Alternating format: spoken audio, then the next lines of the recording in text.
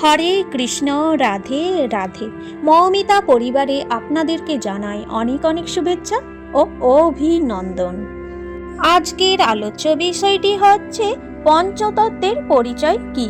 শ্রোতা বন্ধুরা, আজকের এই ভিডিওটি আপনারা প্রথম থেকে শেষ পর্যন্ত শ্রবণ করুন। আপনারা কিন্তু অনেক কিছুই জানতে চলেছেন। এই পঞ্চতত্ত্বের ভগবান কী রূপে প্রকাশ করেছেন এবং তাদের পরিচয় জয় শ্রী কৃষ্ণ চৈতন্য মহাপ্রভু, নিত্যানন্দ, শ্রী অদ্বৈত গদাধর, শ্রীনিবাস, গৌর ভক্তবৃন্দ। গৌড়ীয় বৈষ্ণব ধর্মমতে পঞ্চদশ শতকে পৃথিবীতে আবির্ভূত পাঁচটি অবতারই হল পঞ্চতত্ত্ব। এরা হলেন শ্রী চৈতন্য মহাপ্রভু, শ্রী নিত্যানন্দ, অদ্বৈত আচার্য গদাধর, পণ্ডিত ও শ্রীনিবাস ঠাকুর। এদের দ্বারা ভারতবর্ষে বিখ্যাত হরে কৃষ্ণ মহামন্ত্র বা শ্রীকৃষ্ণের ভক্তির কথা ছড়িয়ে পড়েছিল শ্রী চৈতন্য চরিতামৃতে। শ্রী কৃষ্ণদাস কবিরাজ গোস্বামী লিখেছিলেন, পঞ্চতত্ত্ব একই বস্তু, নাহি কোনো বেদরস, আচ্ছাদিতে তবু বিবিধ বিভেদ। অর্থাৎ পঞ্চতত্ত্ব হচ্ছে এক বস্তু, কারণ চিন্ময় জগতে কিছুতেই বিভেদ নেই। এখন আমরা দেখব এই পঞ্চতত্ত্বের মধ্যে কার কার চরণে তুলসীপত্র অর্পণ করা যায়। ভগবান শ্রীকৃষ্ণ তিনি ভক্তির রূপ ধারণ করে শ্রী চৈতন্য মহাপ্রভুর রূপে আবির্ভূত হয়েছিলেন। তিনি হচ্ছেন ভক্তের রূপ, যদিও তিনি পরম পুরুষোত্তম ভগবান শ্রীকৃষ্ণ স্বয়ং, কিন্তু তিনি ভক্ত রূপে আবির্ভূত হয়েছিলেন তার লীলার রস আস্বাদনের জন্য। আর নিত্যানন্দ প্রভু হচ্ছেন স্বয়ং বলরাম। বলরাম এবং শ্রীকৃষ্ণের মধ্যে কোনো তত্ত্বগতভাবে পার্থক্য নেই। পঞ্চতত্ত্বের মধ্যে নিত্যানন্দ প্রভু হচ্ছেন ভক্তের স্বরূপ। আর নিত্যানন্দ প্রভুর ডানে আছেন অদ্বৈত, তিনি হচ্ছেন মহাবিষ্ণুর অবতার চতুর্থের মধ্যে। শ্রী অদ্বৈত হচ্ছেন ভক্তির অবতার প্রভু। শ্রী চৈতন্য মহাপ্রভুর বামে রয়েছেন গদাধর। এই গদাধর পণ্ডিত হচ্ছেন রাধা এবং ভগবান শ্রীকৃষ্ণের শক্তির অভ্যন্তরীণ যৌতুক। পঞ্চতত্ত্বের মধ্যে গদাধর পণ্ডিত হচ্ছেন ভগবানের ভক্তের শক্তি। শ্রী গদাধর প্রভুর বামে রয়েছেন শ্রীনিবাস ঠাকুর। পঞ্চতত্ত্বের মধ্যে শ্রীনিবাস ঠাকুর হচ্ছেন ভগবানের ভক্ত। ভগবানের যত ভক্ত রয়েছে তার মধ্যে অন্যতম হচ্ছে শ্রী নারদ মুনি। এই নারদ মুনির অবতার হচ্ছেন শ্রীনিবাস ঠাকুর, তিনি হচ্ছেন ভগবানের ভক্ত। তাহলে আমরা দেখলাম শ্রী চৈতন্য মহাপ্রভু, শ্রী নিত্যানন্দ প্রভু, শ্রী অদ্বৈত আচার্য প্রভু এরা হচ্ছেন বিষ্ণু তত্ত্ব, তাই এদের চরণে তুলসী পাতা অর্পণ করা যাবে। আর শ্রী গদাধর প্রভু এবং শ্রীবাস ঠাকুর এরা হচ্ছেন ভক্তের শক্তি ও ভক্ত, তাই এদের চরণে তুলসীপত্র অর্পণ করা যাবে না। এখন আমরা জানব এই পঞ্চতত্ত্বের জন্ম পরিচয়। পঞ্চতত্ত্বের মাঝখানে যিনি রয়েছেন তিনি হচ্ছেন শ্রী চৈতন্য মহাপ্রভু। শ্রী চৈতন্য মহাপ্রভু কলিযুগে অবতার রূপে ভারতবর্ষে আবির্ভূত এক লোকপ্রিয় বৈষ্ণব সন্ন্যাসী ও ধর্মগুরু মহাপুরুষ।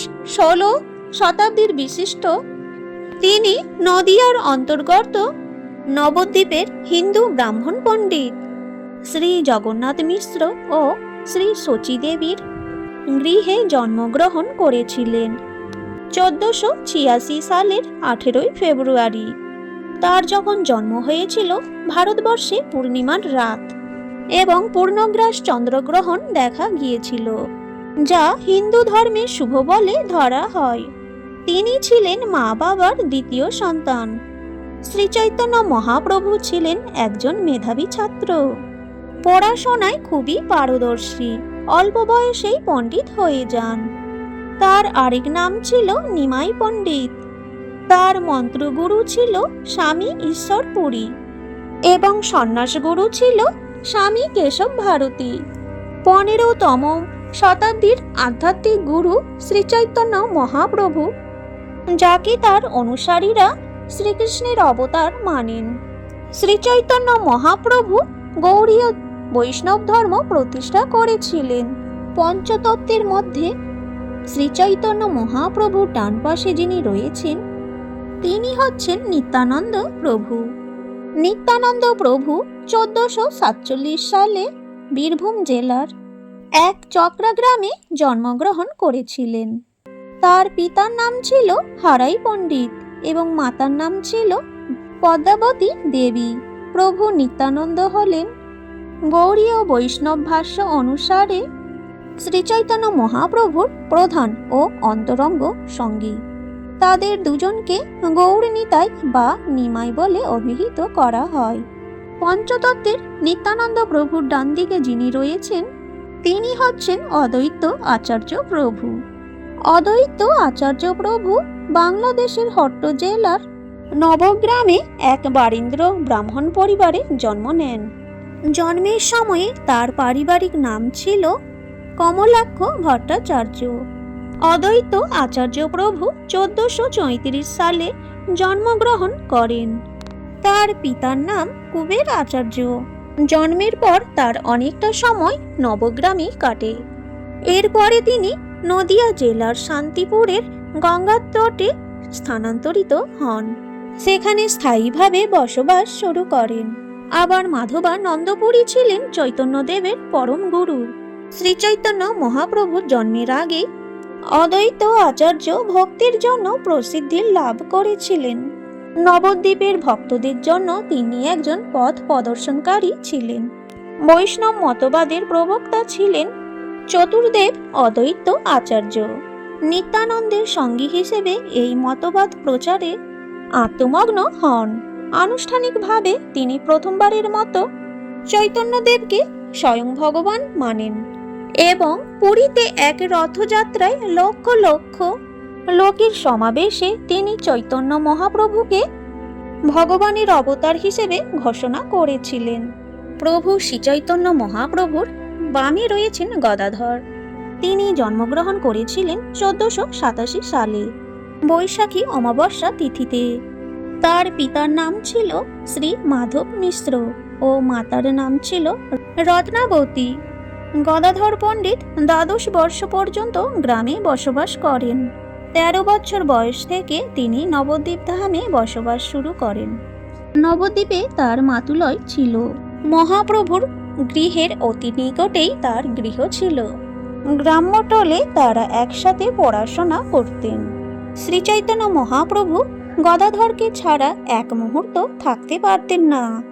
অল্প সময়ের মধ্যে গদাধর বিভিন্ন শাস্ত্রীয় বিষয়ে পারদর্শী হয়ে ওঠেন। গৌড়ীয় ধর্মমতে তিনিও একজন পঞ্চতত্ত্বের এক অন্যতম সদস্য। শ্রী গদাধর প্রভুর বামে হচ্ছেন শ্রীনিবাস ঠাকুর। ভগবানের যত ভক্ত রয়েছেন সবার থেকে অন্যতম হচ্ছেন শ্রী নারদমুনি। নারদমুনির অবতার হচ্ছেন শ্রীনিবাস ঠাকুর। শ্রীনিবাস ঠাকুর 1441 সালে ছাখণ্ডী গ্রামে বৈশাখী পূর্ণিমায় জন্ম হয়েছিল। তার পিতার নাম ছিল গদাধর ভট্টাচার্য, মাতার নাম ছিল লক্ষ্মীপ্রিয়া দেবী। শ্রীনিবাস ঠাকুর ছিলেন এক বিখ্যাত বৈষ্ণব। গুরুগোপাল ভট্টাচার্য গোস্বামী ছিলেন শ্রীনিবাসের দীক্ষাগুরু। শ্রীনিবাস আচার্য হলেন চৈতন্য মহাপ্রভুর অভিন্ন দেহ। এটা বিশ্বাস করা হয় যে শ্রীচৈতন্য ও শ্রীনিবাস ঠাকুরের মধ্যে বৈষ্ণব ধর্মের বাণী প্রচারের কাজ করেছিলেন। এই পৃথিবীতে আসার জন্য শ্রীনিবাসকে ব্যক্তিগতভাবে ভগবান আমন্ত্রণ জানিয়েছিলেন।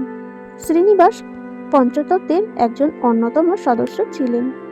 এই হলো পঞ্চতত্ত্বের মূল ব্যাখ্যা, যা জানা সনাতন ধর্মের প্রত্যেকের প্রয়োজন। জয় পঞ্চতত্ত্বের জয়। আজকের এই ভিডিওটি এখানেই শেষ করলাম। পরবর্তী ভিডিও আসতে চলেছে পরের দিন সকাল 11টায়। ততক্ষণে সকলেই ভালো থাকবেন, সুস্থ থাকবেন।